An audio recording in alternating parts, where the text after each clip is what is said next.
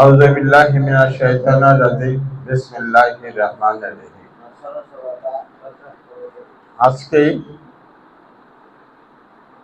আমাদের মাসিক ইতিহাস, ঐতিহ্য, অনুসন্ধান ও ও গবেষণা কেন্দ্রের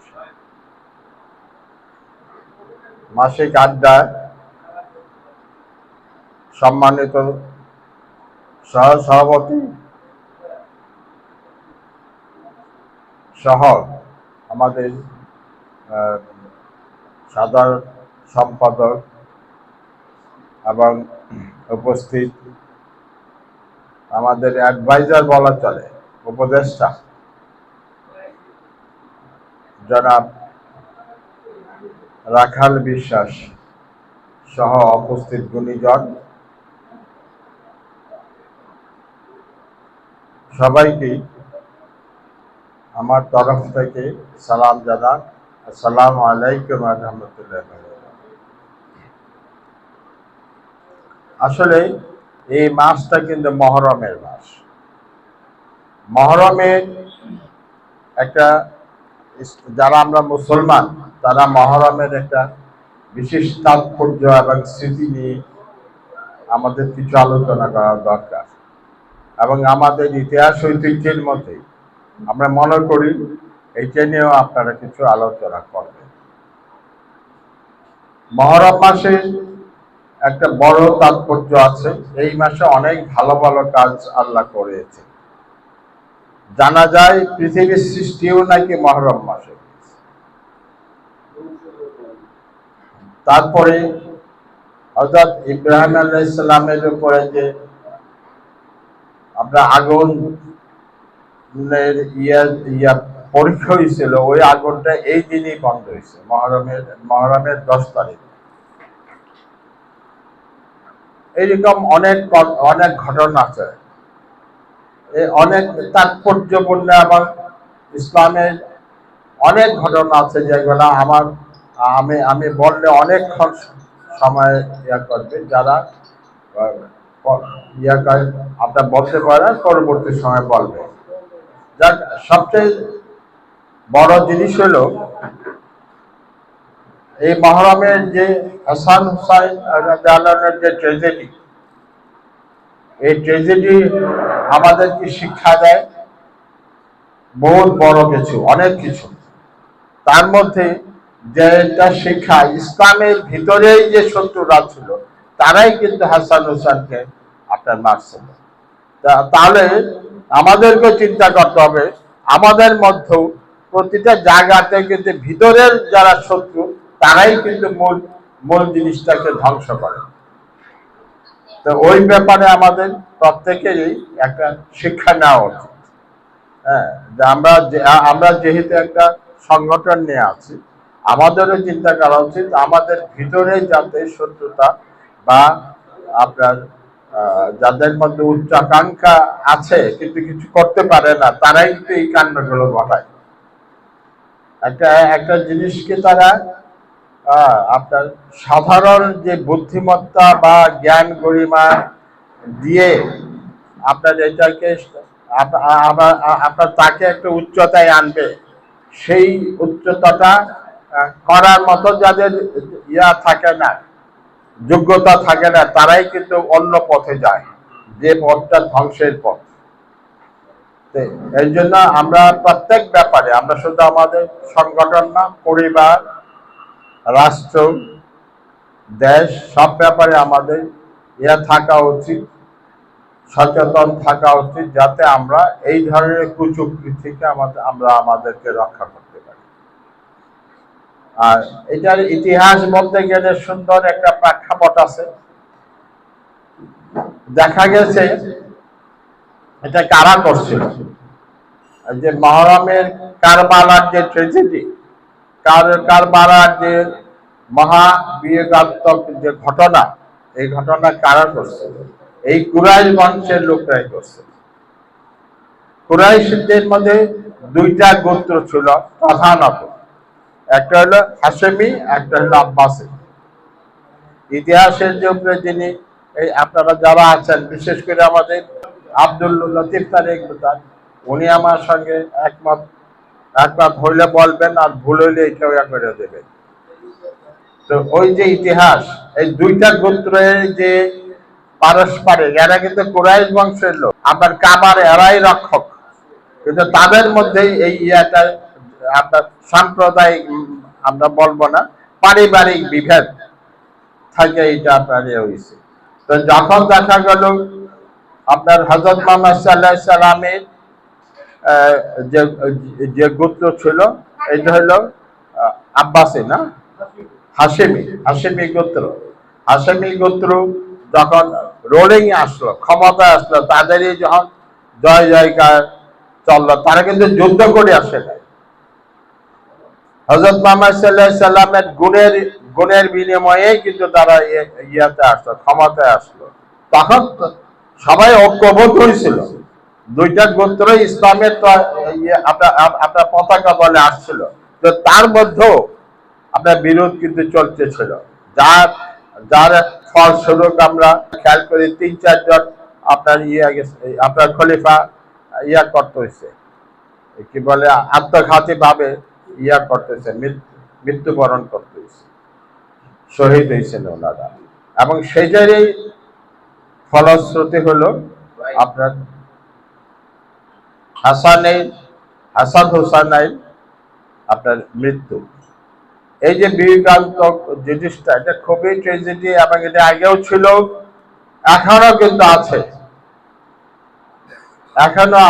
অতএব আমাদেরকে এটা থেকে শিক্ষা নিয়ে আমরা ছোট পরিসরেও যারা আমরা আছি একত্রবদ্ধ ভাবে, আমাদেরকে সেই শিক্ষা নিয়ে আমাদেরকে চলতে হবে। আর আজকে আসুন, আমরা একসময় এই দেশে আপনার মহরম মাসটা খুব ভালোভাবে উদযাপিত হইত, আমাদের এখানে উদযাপিত বিভিন্ন ভাবে হইতো। গ্রাম বাংলায় এটার উপরে আপনার জারি গান হইতো, হ্যাঁ, পুঁথি পাঠ হইতো, হ্যাঁ, এই জিনিসগুলো এখন কিন্তু কমে গেছে।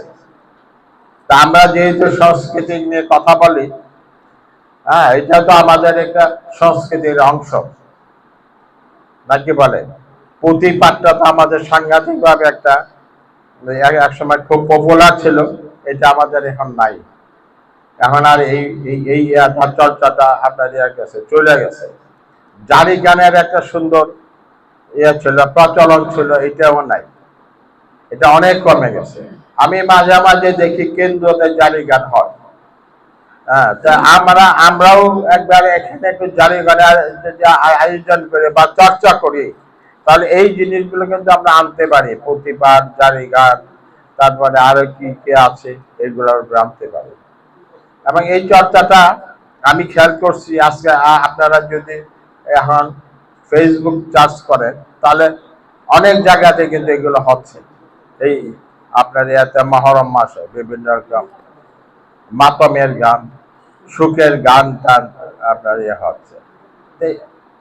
এই জিনিসটা আপনার আমাদের একটা সংস্কৃতিতে এক সময় খুব ওতপ্রোত ভাবে ছিল।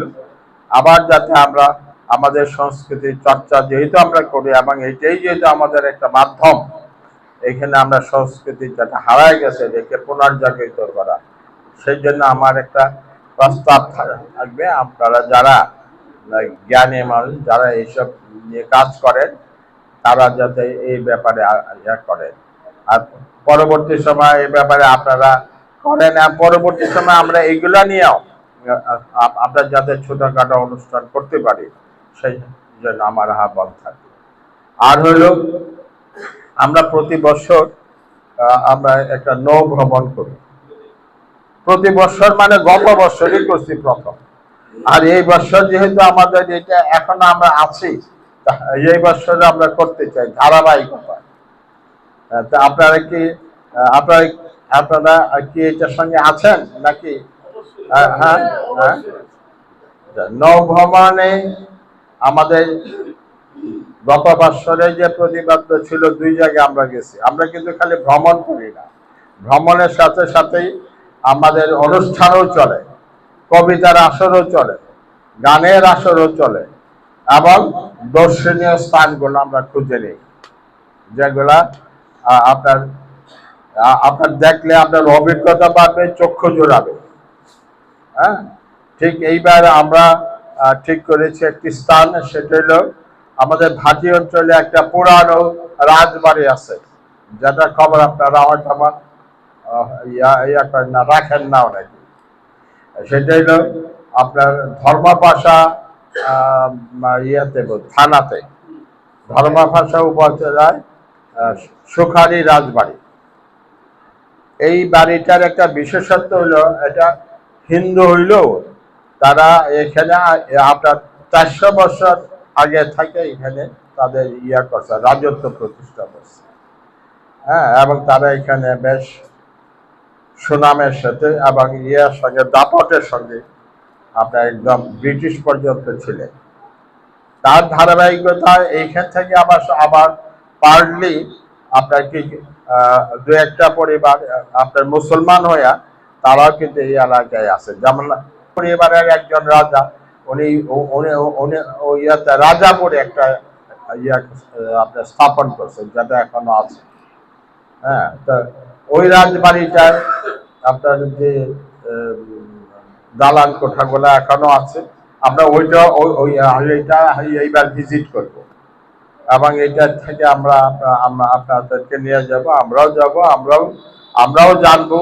এবং একটা জিনিস দেখলে কি হয় জানেন, এইসব পুরাকীর্তি বা আপনি ঐতিহাসিক যদি জিনিসগুলা আপনারা দেখেন, তাহলে আপনাদের স্মৃতিপটে অনেক জিনিস ভেসে উঠবে। সবচেয়ে মজার ব্যাপার হলো আপনার এলাকার ঐতিহ্য সম্বন্ধে আপনি জানলেন। এটা তো আমাদের প্রেক্ষাপটে এই এলাকারই একটা ঐতিহ্য জানলেন। আর আমাদের মধ্যে যে সাম্প্রদায়িকতার যে ছোঁয়া এখন লাগছে, বিশেষ করে ভারতীয় আপনার শাসক গোষ্ঠী, যেটা এইটা যে এক সময় ছিল না, বা পরবর্তী সময় যে আমরা ধারণ করি নাই, এখনো যে আমরা এটা করে ধারণ করি না, এটারও একটা রূপ আপনারা এখানে পারবেন দেখতে। তো সেই থেকে আপনার প্রেক্ষাপটে আমরা আগামী আপনার এই মাসের 31 তারিখ শুক্রবার, 1 তারিখ শনিবার,